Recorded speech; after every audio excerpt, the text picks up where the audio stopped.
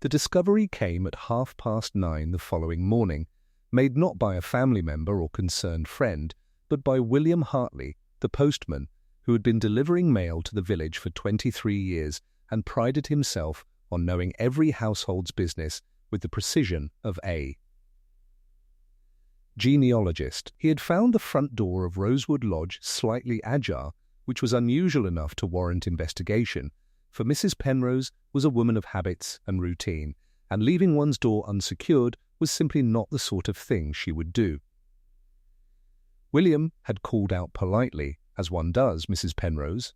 Postman, with a package, and receiving no answer, had pushed the door open a little wider and stepped into the entrance hall with the cautious uncertainty of someone venturing into unfamiliar territory. The drawing room was to the left, and what he found there would later be described by him to anyone who would listen as a scene of absolute horror, though his account would vary slightly depending on his audience and the number of times he had already told the story. Mrs. Dorothy Penrose lay on the floor beside her writing desk, her body arranged in an almost peaceful posture, as if she had simply decided to rest there, except for the obvious fact that she was quite definitely dead, her skin already assuming that peculiar waxy pallor that comes with the cessation of life. The room itself was in mild disarray, papers scattered across the desk, a chair overturned, and most significantly, a small Persian rug bunched up near Mrs. Penrose's outstretched hand, as though she had fallen while attempting to right it, or had been struggling with something when death claimed her. William had done exactly what one should do in such circumstances. He had backed away slowly, careful not to touch anything, and he had gone directly to Constable Meadows, who maintained a small office near the village green and who arrived at Rosewood Lodge within 15 minutes, his usually placid face arranged in an expression of grave concern that suggested he was entirely unprepared for the magnitude of what he was about to encounter. By noon, the news had spread through St. Mary Mead with the speed of fire through dry tinder, carried on the wings of shocked exclamations and hushed conversations whispered in gardens and drawing rooms and the small queue at the post office. Mrs. Penrose was dead, murdered, some said, though others cautiously suggested that one should not jump to conclusions, that perhaps it had been an accident or a sudden illness. But the police presence at Rosewood Lodge, the arrival of the inspector from the nearest larger town, and the peculiar appearance of the scene all suggested that this was something far more sinister than a simple death from natural causes. By mid-afternoon, Inspector Graves had taken charge of the investigation with the competent efficiency of a man who had solved dozens of murders and had little patience for the emotional theatrics of village life. He was a man in his 50s, with iron-grey hair and eyes that seemed to look through people rather than at them, and he brought with him 2 constables and a methodical approach that involved interviewing everyone who had any connection to the deceased. Miss Marple learned of the death, as did everyone else, through the gossiping channels of the village. Mrs. Hudson at the bakery had mentioned it to Miss Marple's housekeeper, who had told Miss Marple while serving her lunch, and she received the news with the mild expression of sadness that seemed appropriate for the passing of a neighbour, though internally her mind was already arranging the details. She had observed the previous evening into patterns that others would not yet recognise. The afternoon light was grey and uncertain when Miss Marple ventured out for her customary walk, taking her usual route past the post office and along the high street, and it was in this walk that she began to observe the reactions of her fellow villagers to the tragedy. There was shock, certainly genuine shock in most cases, but there were also other emotions flickering across faces like shadows passing over water, relief in some expressions, anxiety in others, and in at least one instance when she passed by young Timothy Ashford, Margaret's brother, standing outside his father's hardware shop, something that looked distinctly like fear. Mrs. Penrose had not been a universally beloved figure. She was too exacting, too demanding, too prone to criticism and judgment. But murder was still murder. And in a village like St. Mary Mead, where life unfolded according to predictable patterns, and unexpected violence was almost unthinkable, the death created a rupture in the ordinary fabric of existence. By evening, when Inspector Graves had interviewed the choir members and several other villagers, the early theory had settled upon one particular suspect, James Whitmore, the organist's assistant, and a man who had reportedly argued with Mrs. Penrose only days before about her methods of running the church music program. James was 34, unmarried, somewhat bookish, and possessed of a temperament that was easily wounded by criticism.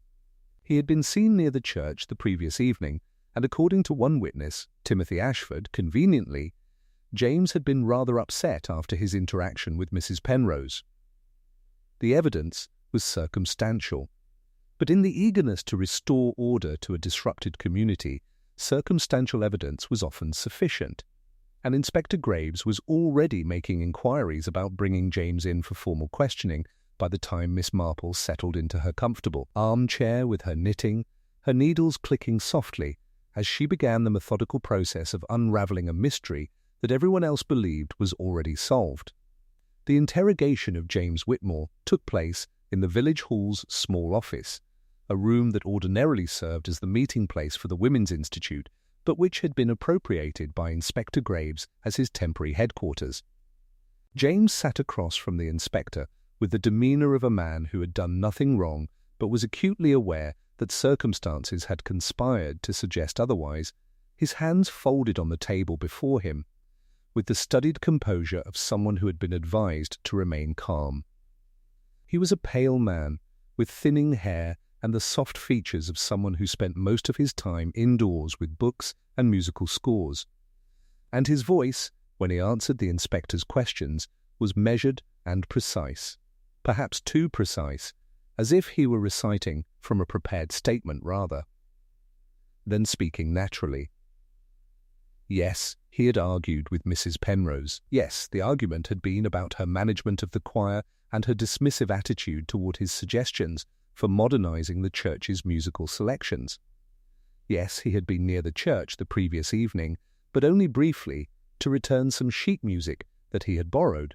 And no, he had not seen Mrs. Penrose at that time. The inspector listened with the expression of a man who had heard 100 such stories and believed perhaps 3 of them, his pen making notes in a small leather notebook with the mechanical precision of someone who trusted nothing to memory. But when Miss Marple arrived at the village hall in the late afternoon, having sent a note requesting an interview with the inspector regarding some observations she had made, she found that the questioning had already moved into its more aggressive phase, with the inspector growing impatient with James's consistent denials and the constables exchanging meaningful glances that suggested they had already decided upon his guilt.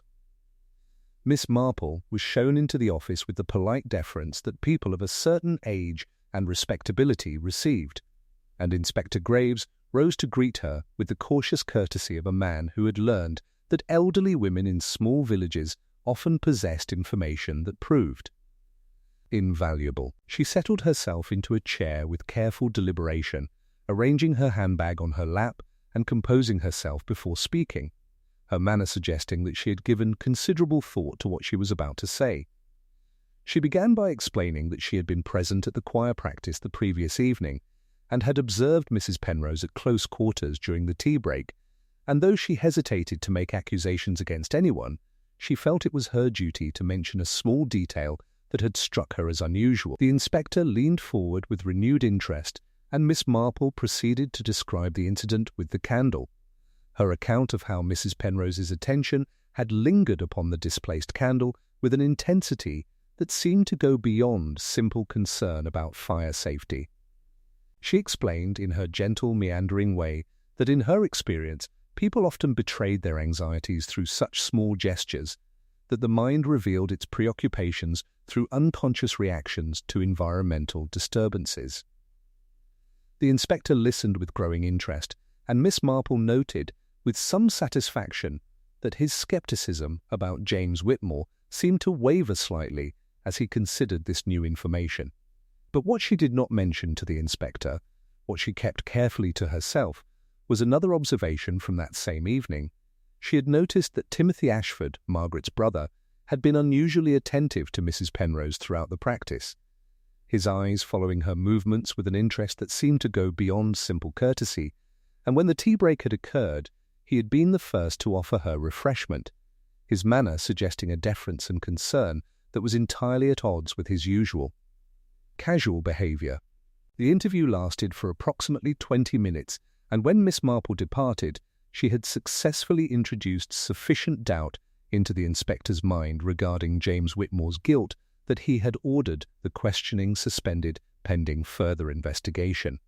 This was not because she believed James to be innocent, though she did believe that, but rather because she had learned long ago that premature arrest often closed doors that ought to remain open, and that the true murderer often benefits from the investigator's eagerness to solve the crime quickly. That evening, as she sat in her cottage with her knitting, Miss Marple found herself reflecting on the nature of small towns and the way that they functioned as mirrors reflecting human nature in all its complexity and contradiction. Mrs. Penrose had been a woman of authority and judgment, but behind that authority lay, Miss Marple suspected, a web of relationships and entanglements that were far more intricate than the surface of village life suggested. She had been unmarried, but that did not mean she had been alone in the ways that mattered. She had wielded power over the choir, yes, but power over whom else? Over what secrets? The candle that had been displaced, the candle that Mrs. Penrose had corrected with such careful attention, that small details seemed to Miss Marple to be pregnant with meaning, though she could not yet articulate precisely what that meaning might be. Tomorrow would bring new information, fresh revelations, and the gradual emergence of motives and relationships that had been hidden beneath the surface of everyday civility. But tonight, as the November darkness settled over St. Mary Mead, Miss Marple knew only that she had set in motion a process of investigation that would ultimately lead not to James Whitmore's innocence being proven, but to something far more complicated and troubling being revealed about the true nature of Mrs. Penrose's death and the secrets that had led to her murder.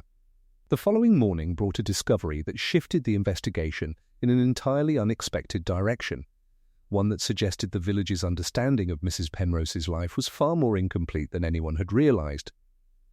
Inspector Graves's team, conducting a thorough search of Rosewood Lodge, had found a locked drawer in Mrs. Penrose's bedroom desk, and when forced open, it revealed a collection of letters tied together with ribbon, each one written in a careful, educated hand and signed with initials rather than a full name. The letters dated back approximately 3 years and contained passages of such intimate affection that they could only be described as love letters, composed by someone who clearly harbored deep romantic feelings for Mrs. Penrose and who had gone to considerable lengths to maintain the secrecy of their correspondence.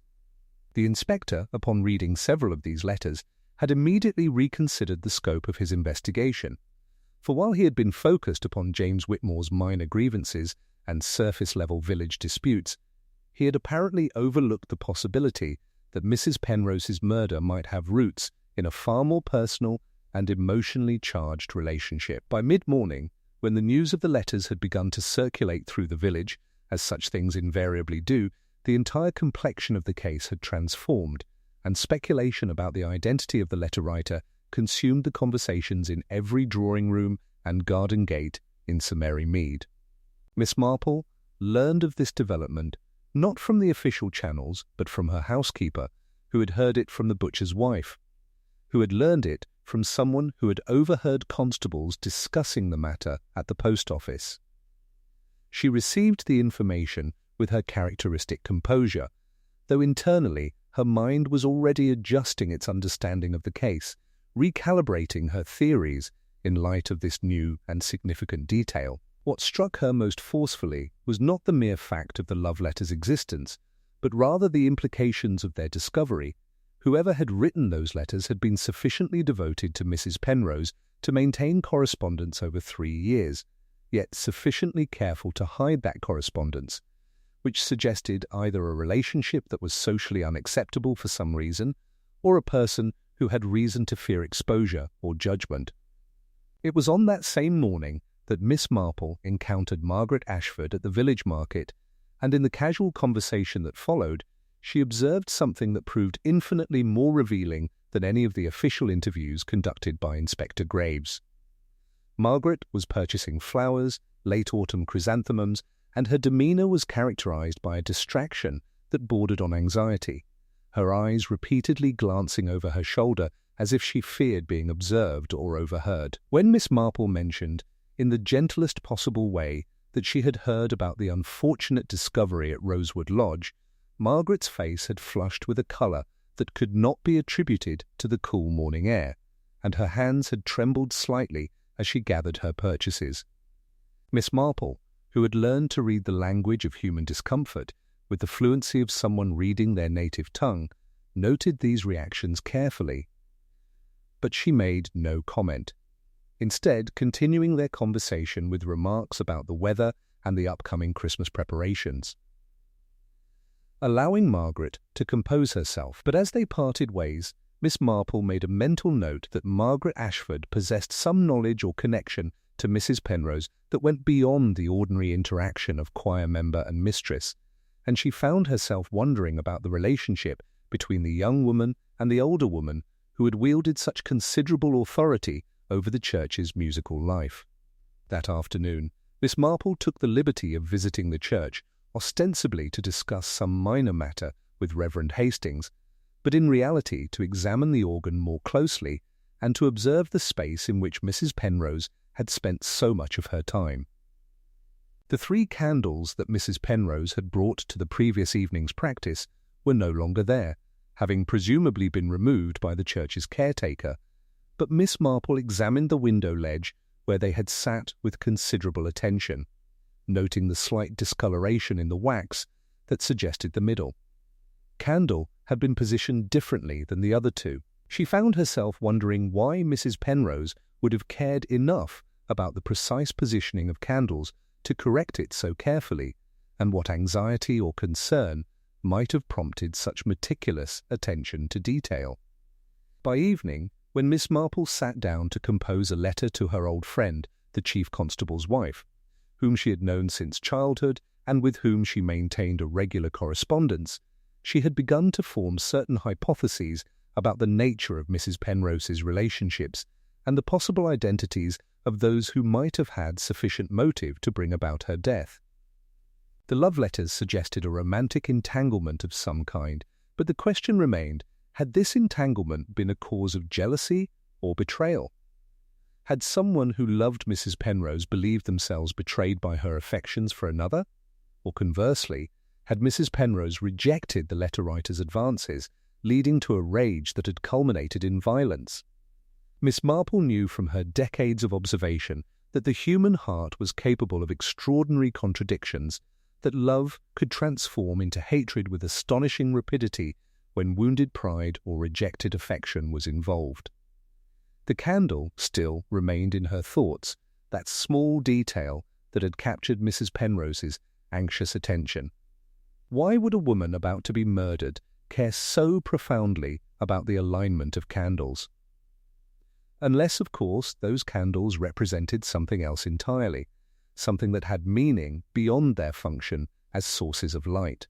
Miss Marple resolved that tomorrow she would make further inquiries, and that she would do so with the delicate precision of someone who knew that the truth often lay not in dramatic gestures, but in the small, overlooked details that revealed the architecture of human motivation and desire. The identity of the letter-writer was revealed the following afternoon, not through any elaborate detective work, but through the simple circumstance of Inspector Graves summoning Margaret Ashford for questioning, and the subsequent confrontation that occurred in the village hall's makeshift office. It was Timothy Ashford, Margaret's brother, who had written the letters, a fact that emerged when the inspector's handwriting expert compared the script in the discovered correspondence with a sample of Timothy's writing obtained from his business records at the hardware shop. The revelation sent shockwaves through St. Mary Mead, for while Timothy was not an unattractive man, he was hardly the sort of person one would imagine engaged in a 3-year romantic correspondence with the austere and commanding Mrs. Penrose. He was 4 years her junior, a quiet man of practical disposition, someone who had inherited his father's business and conducted it with competent efficiency but little passion or distinction. The suggestion that he had harbored romantic feelings for Mrs. Penrose seemed almost absurd to the villagers, and yet the letters themselves were undeniable evidence of a deep emotional attachment that had persisted across years and had clearly consumed a significant portion of Timothy's interior life. When confronted with the letters, Timothy had initially attempted to deny authorship, but the handwriting evidence was irrefutable, and within an hour he had admitted to writing them, though he maintained with desperate insistence that he had never intended harm to Mrs. Penrose, that his feelings for her had been genuine and sincere, and that he would never have done anything to hurt her. Inspector Graves, observing Timothy's distress and considering the circumstantial nature of the evidence, had nonetheless placed him under arrest pending further investigation, and by evening Timothy Ashford was in custody, charged provisionally with the murder of Dorothy Penrose, his supposed beloved. The arrest created a sensation in the village that exceeded even the initial shock of the murder itself, for it provided the community with a narrative framework that made sense of the crime, a story in which a rejected lover, desperate and distraught, had taken his own life, as it were, by committing a crime of passion. But Miss Marple, sitting in her cottage that evening and reviewing the facts as she understood them, found herself profoundly unconvinced by this narrative, though she could not have articulated with precision the reasons for her skepticism. Timothy had been arrested based on the love letters and the circumstance of his proximity to Mrs. Penrose, but what troubled Miss Marple was a simple logical problem. The letters suggested devotion and affection, not anger or resentment. A man who wrote such tender words about his beloved did not strike her as the sort of person who would brutally murder that same woman. And there remained the matter of the candle, that small detail that continued to nag at the periphery of her consciousness like an itch that could not quite be reached. On the morning following Timothy's arrest, Miss Marple made a decision that she would visit Timothy in his temporary custody and observe him directly, to listen to his account of events and to gauge whether the man before her was capable of the crime of which he stood accused. She obtained permission through her connections with Reverend Hastings, who interceded with Inspector Graves on her behalf, suggesting that as an elderly village woman of unblemished reputation, her presence might have a calming effect on the accused. The inspector, who had gradually come to respect Miss Marple's observational acuity, granted the request, and by mid-morning she was seated across from Timothy in a small room adjacent to the cells, her knitting needles clicking softly as she began her questioning. Timothy appeared to her diminished by the circumstances of his arrest, his usual practical competence stripped away to reveal a man of surprising emotional delicacy beneath.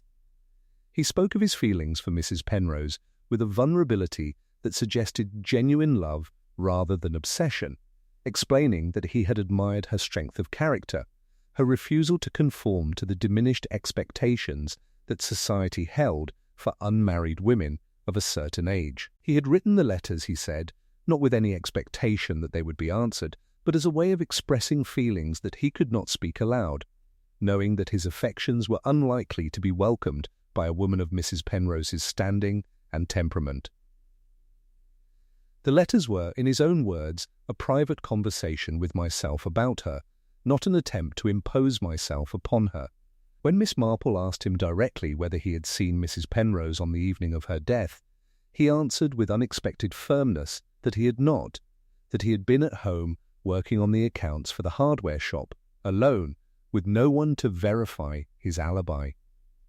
But what struck Miss Marple most forcefully was something subtle in his manner, a quality of genuine grief that seemed to go beyond mere self-pity or concern about his own predicament. As she observed him, she found herself increasingly convinced that Timothy Ashford had not murdered Dorothy Penrose, and that Inspector Graves, in his eagerness to close the case, had arrested an innocent man. By the time she departed the custody room, Miss Marple had formed a new theory about the crime, one that centered not on Timothy's actions, but on someone else entirely. Someone who had possessed a far more direct and pressing motive for Mrs. Penrose's death. That someone, she suspected, was far closer to the center of village life than anyone had yet considered, and the revelation of their guilt would shatter the comfortable assumptions that the community held about respectability and propriety. Miss Marple's renewed investigation began with a simple question posed to her housekeeper over afternoon tea. What did she know about Margaret Ashford's relationship with Mrs. Penrose beyond the ordinary interactions of choir member and musical director? The housekeeper, Mrs. Cooper, who had lived in the village for 30 years and possessed an encyclopedic knowledge of its inhabitants' affairs, settled herself with her teacup and proceeded to reveal information that proved far more significant than the official investigators had apparently uncovered. Margaret Ashford, it transpired, had been taking private vocal lessons from Mrs. Penrose for the past 18 months, lessons that were conducted twice weekly at Rosewood Lodge and that had consumed a considerable portion of Margaret's time and her father's money. Mrs. Penrose, according to Mrs. Cooper's sources, had been exacting and demanding as a teacher, often critical of Margaret's progress and prone to suggesting that the young woman lacked the natural talent necessary for a career in music, despite Margaret's own considerable ambitions in that direction. Furthermore, Mrs. Penrose had reportedly been making veiled suggestions that Margaret's continued study might be dependent upon Margaret's willingness to influence her brother Timothy to cease his ridiculous infatuation with her, Mrs. Penrose. A matter that Mrs. Penrose had described as embarrassingly inappropriate and unsuitable. This last detail struck Miss Marple with the force of a revelation, for it suggested a dynamic far more complex than the simple narrative of rejected love that had so conveniently explained the crime to Inspector Graves.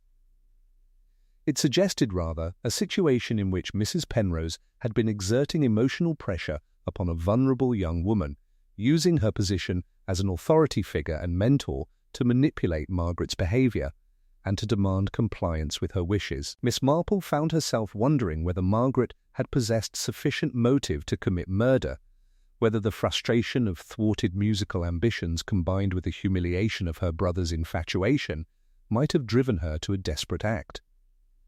That evening, Miss Marple wrote a careful letter to Inspector Graves, outlining her concerns about the hasty arrest of Timothy Ashford and suggesting several avenues of investigation that seemed to have been overlooked in the official inquiry. She detailed the relationship between Mrs. Penrose and Margaret, the dynamic of manipulation and control that appeared to have characterized their interactions, and she gently suggested that the inspector might wish to reconsider his assumptions about who possessed sufficient motive for the crime. She did not accuse Margaret directly, for Miss Marple had learned long ago that accusations made without complete certainty often led to injustice as surely as hasty arrests did. Instead, she presented her observations in the form of gentle questions, allowing the inspector to draw his own conclusions while providing him with the raw material from which those conclusions might be formed. The next morning brought an unexpected development.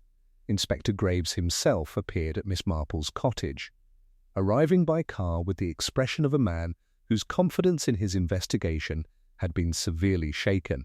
He was carrying the letters again, and he had apparently spent the previous evening rereading them with fresh eyes, observing details that had initially escaped his notice. The letters, he explained to Miss Marple, contained certain passages in which Timothy had expressed anxiety about Mrs. Penrose's feelings, passages in which he had wondered whether she felt any reciprocal affection for him or whether she merely tolerated his attentions. But more significantly, the inspector had discovered that 3 of the letters had never been sent, but rather had been found, unsent, in Mrs. Penrose's desk alongside the ones she had received, suggesting that she had kept his correspondence while declining to respond to it in kind. This detail seemed to the inspector, as it did to Miss Marple, to indicate a situation in which Timothy's love had gone entirely unreciprocated, and in which Mrs. Penrose had possessed knowledge of his feelings without having felt compelled to discourage them definitively. The inspector revealed that he had begun questioning other residents of the village more carefully, and that several people had mentioned seeing Margaret Ashford in the vicinity of Rosewood Lodge on the evening of Mrs. Penrose's death, though no one had initially thought to mention this detail, since Margaret had lessons there regularly. Furthermore, a neighbour had reported hearing raised voices coming from inside the house at approximately 7 o'clock in the evening, though the neighbour had been unable to determine the content of the conversation. These details, combined with Miss Marple's suggestions about the dynamics of the relationship between Mrs. Penrose and Margaret, had led the inspector to request a detailed interview with Margaret regarding her whereabouts and her interactions with the deceased.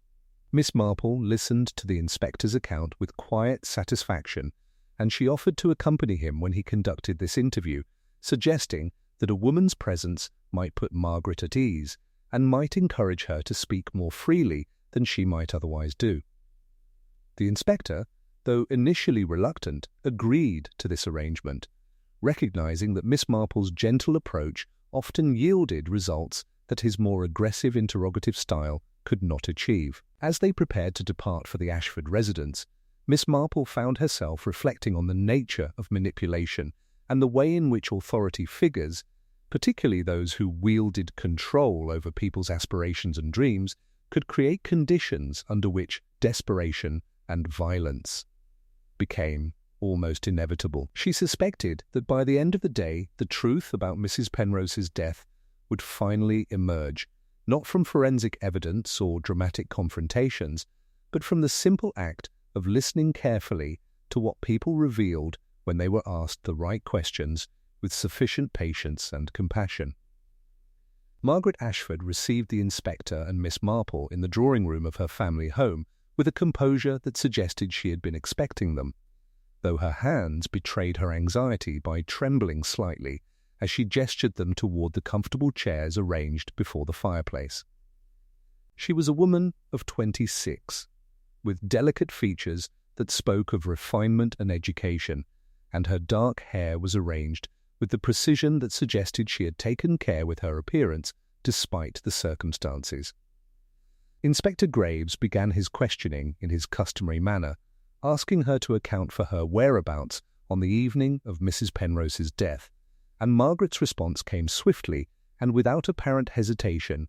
She had indeed been at Rosewood Lodge for her vocal lesson, she confirmed, arriving at 5 o'clock as scheduled and departing at 6:30 when the lesson had concluded. However, when Miss Marple, speaking in her gentle and almost diffident manner, asked Margaret whether her lesson had proceeded without incident, the young woman's composure fractured noticeably, and tears began to well in her eyes with an immediacy that suggested they had been held in check only.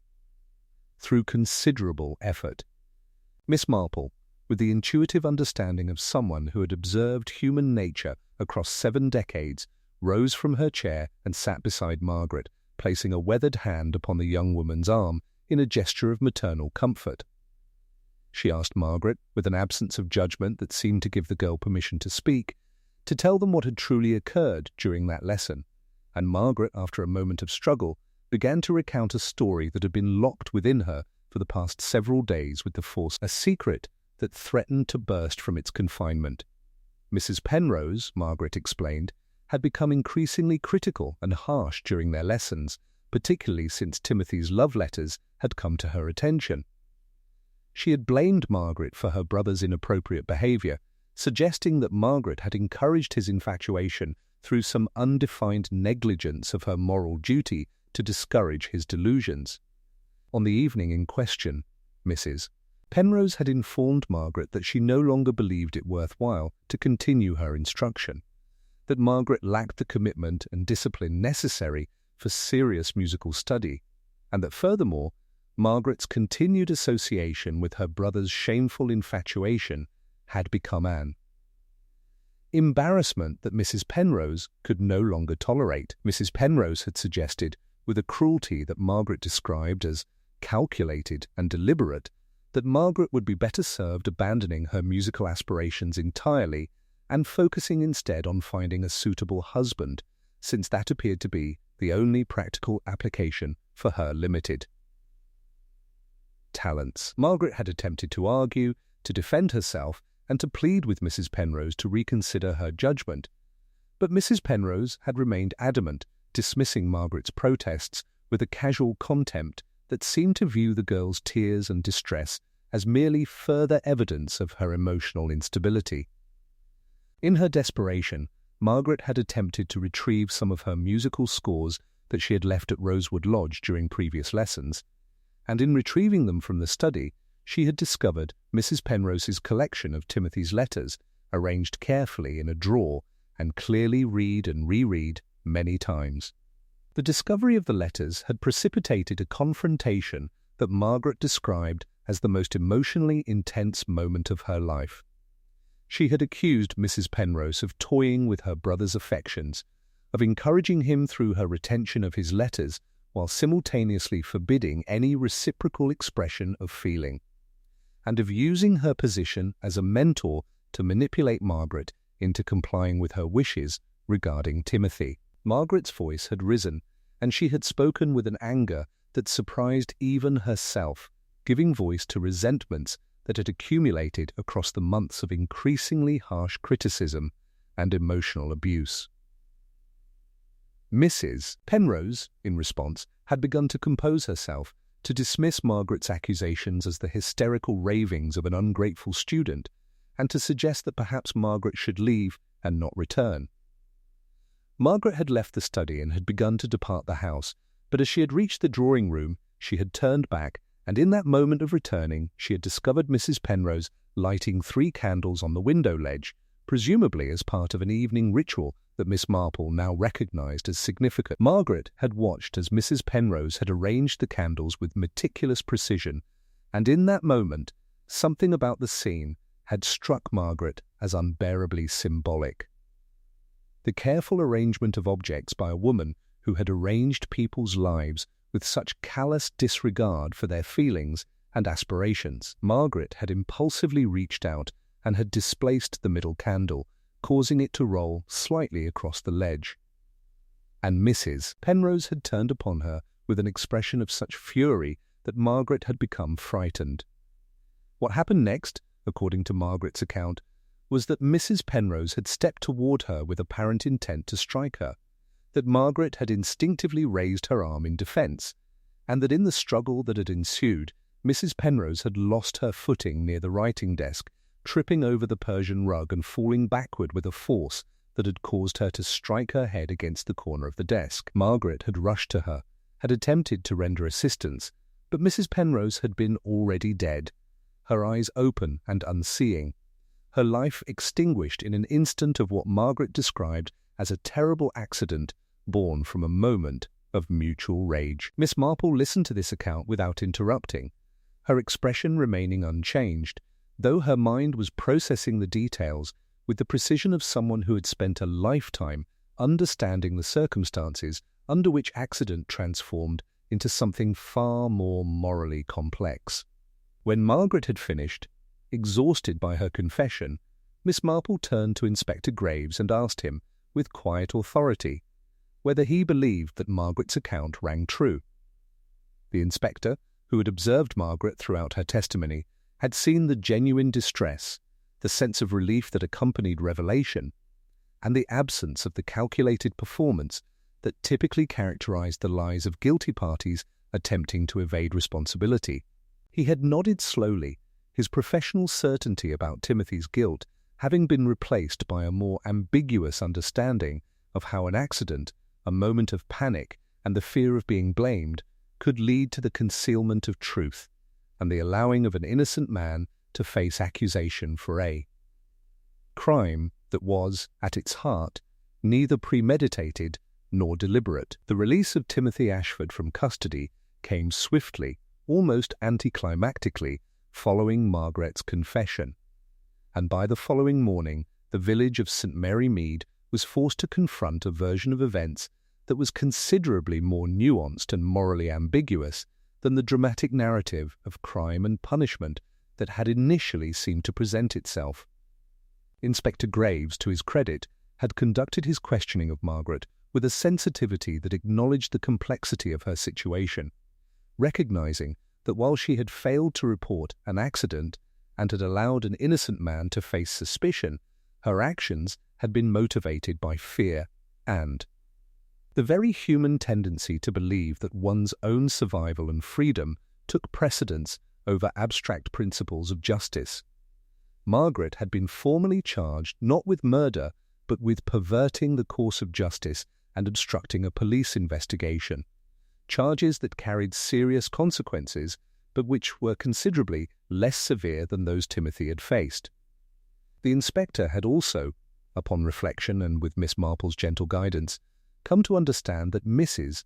Penrose's behaviour toward both Timothy and Margaret had been manipulative and cruel, that she had wielded her authority with a disregard for human feeling that had created an environment of emotional toxicity from which the tragedy had ultimately emerged. This understanding did not excuse Margaret's actions, but it contextualized them within a larger narrative of institutional abuse and the failure of authority figures to exercise their power with compassion and restraint. Miss Marple had observed the entire process with her characteristic quiet attention, and by the time Timothy had walked out of the custody room as a free man, looking simultaneously relieved and devastated by the revelation that the woman he had loved had been instrumental in his wrongful accusation, she had come to form certain conclusions about the nature of truth and justice that she would have been reluctant to articulate to anyone but herself. Timothy's first instinct upon his release was to attempt to see Margaret, to offer her comfort or perhaps forgiveness, but his father had counselled against this action, suggesting that such a gesture might be misinterpreted and could potentially compromise Margaret's legal position further. Instead, Timothy had returned to the hardware shop and had thrown himself into work with a kind of desperate intensity that suggested he was attempting to reconstruct some sense of normalcy in a life that had been thoroughly disrupted. Miss Marple encountered him at the market several days after his release, and she had taken the opportunity to observe him carefully, noting the way his usual practical efficiency had been replaced by a kind of mechanical automaticity, the way he moved through his daily tasks without apparent awareness of his surroundings. She had approached him with her customary gentleness and had asked him, in the most indirect manner possible, how he was managing given the circumstances. Timothy had responded with the kind of politeness that suggested he was speaking from memory rather than from genuine feeling, and when Miss Marple had pressed gently, asking him whether he believed Margaret to be culpable for Mrs. Penrose's death, or whether he understood it to have been the tragic accident that the evidence suggested, Timothy had looked at her with an expression of such profound confusion that Miss Marple found herself moved to pity. He had explained, his voice carrying the quality of someone struggling to articulate feelings that remained incompletely formed, that he was unable to reconcile the Margaret he believed he knew with the Margaret who had allowed him to face accusation without attempting to exonerate him. And yet he could not entirely blame her, for he understood the fear and desperation that had motivated her silence. He had loved Mrs. Penrose, he said, even though that love had been neither welcomed nor reciprocated, and in loving her, he had perhaps blinded himself to her capacity for cruelty and callousness. The broader implications of the case began to manifest themselves in the social fabric of St. Mary Mead in subtle but significant ways over the following weeks. The church, deprived of its choir mistress, struggled to find someone willing to take on the role, for Mrs. Penrose's reputation as a demanding and exacting director had preceded her in death as it had in life. Reverend Hastings, in a decision that suggested unexpected wisdom, had invited several of the choir members to share the responsibilities of musical direction collaboratively, a development that seemed to Miss Marple to represent a kind of poetic justice transforming Mrs. Penrose's absolute authority into a more democratic and gentler form of leadership. Margaret's trial had been scheduled for early in the new year, and the village had become divided in its judgment of her actions, with some viewing her as a culpable party to justice denied, and others regarding her as a tragic victim of circumstances who had been placed in an impossible position. By forces largely beyond her control, Miss Marple had found herself in the unusual position of being sought out by various villagers for her opinion on the matter, a role she had taken on with characteristic reluctance, offering measured observations that neither condemned Margaret entirely nor absolved her of responsibility, but rather acknowledged the profound human difficulty of acting according to principle when one's own survival seemed to hang in the balance. As she sat in her cottage in the gathering darkness of late November, Miss Marple found herself reflecting on the nature of Mrs. Penrose's death, on how it had emerged not from premeditation or malice, but from the accumulation of small cruelties and emotional abuses that had ultimately created a situation in which violence became possible.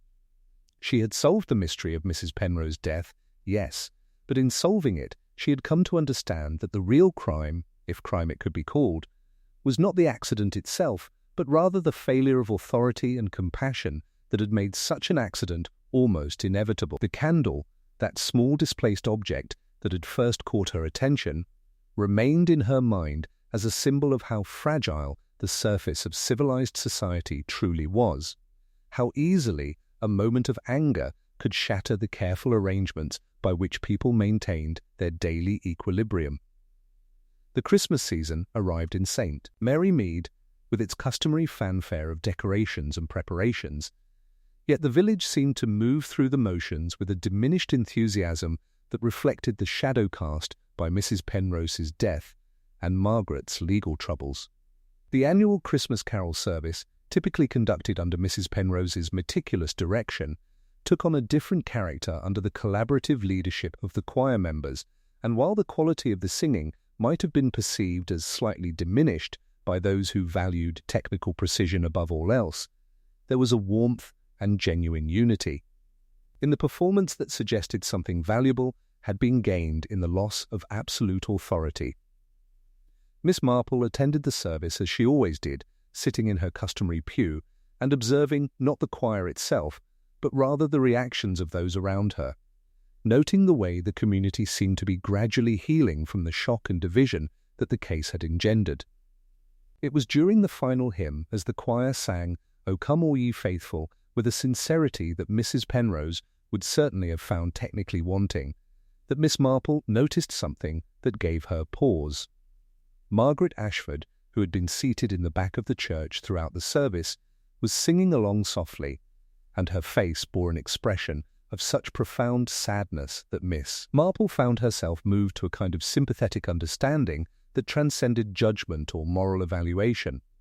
The events of the following week seemed designed by fate to force Miss Marple into a position that she had long sought to avoid, becoming directly and actively involved in the processes of the legal system that would determine Margaret's fate. Inspector Graves, in a move that surprised Miss Marple when he requested her presence at his temporary office, explained that Margaret's defense counsel had asked whether she would be willing to provide character testimony on Margaret's behalf, and that the inspector himself believed that Miss Marple's observations about the relationship between Mrs. Penrose and Margaret, combined with her general assessment of Margaret's fundamental character, might prove valuable in mitigating circumstances. Miss Marple had accepted this responsibility with the understanding that it placed her in an ethically complex position. She was being asked to advocate for someone whom she believed had failed in her moral duty to report an accident, and yet she was also being asked to acknowledge the human frailty and fear that had motivated that failure. She spent several days composing her testimony in her mind, considering how she might communicate to a legal system fundamentally concerned with facts and culpability the broader context of emotional manipulation and institutional abuse that had created the circumstances in which Margaret's silence had seemed, to Margaret at least, like a reasonable choice. It was during this period of reflection that Miss Marple made a decision that surprised even herself. She requested a private interview with Margaret, ostensibly to clarify certain details for her testimony, but in reality to engage in a conversation that she felt was necessary for her own. understanding of human nature and moral responsibility. Margaret had been released on bail pending her trial, and she had returned to her family home in a state of emotional exhaustion that suggested the weight of her circumstances had begun to manifest itself in physical symptoms. When Miss Marple arrived at the Ashford residence on a cold December afternoon, she found Margaret in the drawing room, ostensibly working on needlework, but in fact staring out the window with the kind of fixed, unseeing gaze that suggested her mind was elsewhere entirely. Miss Marple had settled herself across from the young woman and had begun, in her characteristically indirect manner, to discuss the nature of human decision-making under conditions of extreme stress, the way that fear could override principle, and the manner in which people often acted in ways they would later profoundly regret when given time to reflect. Margaret had listened to these observations without initially responding, and when she had finally spoken, her words had come out in a rush of confession that suggested she had been waiting for permission to give voice to thoughts and feelings she had kept carefully contained since the evening of Mrs. Penrose's death. Margaret had explained, with a clarity that suggested she had rehearsed these words many times in her own mind, that she had not deliberately withheld information to protect herself, but rather that she had been so traumatized by the experience of Mrs. Penrose's death that her immediate instinct had been to deny the entire event, to pretend it had never occurred, and to hope that some alternative explanation for Mrs. Penrose's death would eventually emerge. By the time she had regained her composure and had considered attempting to explain what had actually occurred, she had learned that Timothy had been arrested, and the knowledge that her silence had contributed to his accusation had created a kind of psychological paralysis in which she had found herself unable to act. She had wanted to come forward, she said, but the longer she had delayed, the more insurmountable the task had seemed, until, finally, when Miss Marple and Inspector Graves had confronted her with evidence of her presence at Rosewood Lodge, she had been almost relieved to finally confess. Miss Marple, listening to this account, had found herself believing Margaret entirely, recognizing in her narrative the authentic voice of someone struggling with the genuine moral and psychological consequences of their actions rather than the calculated self-justification of someone seeking to evade responsibility. When Miss Marple had departed the Ashford residence that afternoon, she had carried with her a clearer understanding of Margaret's character and circumstances, and she had resolved that her testimony would represent as truthfully as possible the complex reality of human failing and human potential. For both cruelty and redemption that the case had illuminated, Margaret's trial took place on a cold January morning in the county courthouse, a grey stone building that seemed to embody the weight of legal authority and institutional judgment that would determine the course of her future. The courtroom itself was austere and formal, with high ceilings and dark wood panelling that created an atmosphere of gravitas and solemnity appropriate to the serious business of determining culpability and appropriate punishment. The prosecution's case was straightforward and efficiently presented. Margaret had been present at Rosewood Lodge on the evening of Mrs. Penrose's death. She had engaged in a heated argument with the deceased, and most significantly, she had witnessed Mrs. Penrose's death and had failed to report it to the authorities, instead allowing an innocent man to face accusation for a crime that she knew to be accidental. The prosecutor, a woman in her 50s with a sharp manner of speaking and a legal mind honed by years of courtroom experience, presented this narrative with the force of logical inevitability, suggesting that Margaret's failure to report the accident was not merely a lapse in judgment, but rather evidence of a fundamental moral failing and a callous disregard for the rights and welfare of others. The evidence was presented methodically: Margaret's own confession, the testimony of neighbours who had heard raised voices at Rosewood Lodge, the physical evidence of the scene that suggested a struggle of some kind, and the expert testimony of the medical examiner regarding the nature of Mrs. Penrose's injuries. The prosecution built its case like an architect constructing a building. each piece of evidence serving as a foundation upon which the next piece rested, creating a structure that seemed to the casual observer to be entirely sound and capable of supporting the weight of judgment that would be placed upon it. The defense counsel, a young man named Robert Ashford, who was no relation to Margaret, but who had been engaged by the family to represent her interests, presented a considerably more nuanced interpretation of events.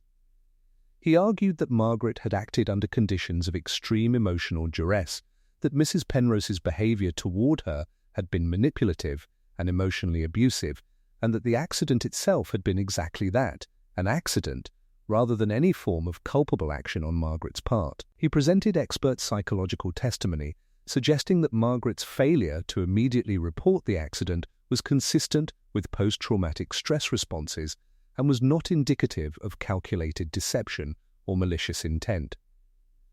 He called character witnesses who testified to Margaret's fundamental decency and moral character, and he presented evidence of Mrs. Penrose's pattern of behaviour toward vulnerable individuals, suggesting that she had been a person whose authoritarian nature and emotional cruelty had created an environment in which tragedy was almost inevitable. When Miss Marple was called to testify, she presented her observations with the careful precision that characterized all of her utterances, describing what she had witnessed at the choir practice, her observations regarding Mrs. Penrose's interaction with Margaret, and her assessment of the relationship between authority and vulnerability that had characterized their dynamic. She spoke without emotion or dramatic gesturing, simply recounting facts and observations in a manner that suggested she was merely a neutral observer of human behavior rather than an advocate for any particular outcome. Yet her testimony seemed to carry considerable weight, perhaps because of her evident neutrality and her reputation for careful observation and truthfulness, and several jurors appeared to be taking detailed notes as she spoke. The trial lasted for 4 days, and by the time the jury had retired to deliberate, the outcome seemed genuinely uncertain, suggesting that the evidence and arguments presented by both sides had succeeded in creating genuine doubt about the appropriate judgment to be rendered. The deliberation itself lasted for nearly 8 hours, a duration that suggested considerable disagreement among the jurors regarding both the facts of the case and the appropriate interpretation of those facts. When the jury finally returned to deliver its verdict, the courtroom was filled with an almost palpable tension, and Miss Marple found herself holding her breath in a manner that she had not done in decades, conscious that her own observations and testimony had contributed to whatever decision the jury had reached. The foreman, an elderly farmer named William Blackwell, stood and announced that the jury had found Margaret Ashford guilty of obstructing a police investigation but not guilty of perverting the course of justice. A verdict that suggested a compromise of sorts, acknowledging Margaret's culpability, while also acknowledging the mitigating circumstances that had motivated her silence. The judge, a man of considerable experience and evident wisdom, had sentenced Margaret to a suspended sentence of 2 years, combined with a period of probation and a requirement that she engage in community service, a judgment that seemed to satisfy neither the prosecution nor the defense entirely, but which suggested an attempt to balance punishment with an acknowledgement of her fundamental humanity and the complexity of her circumstances.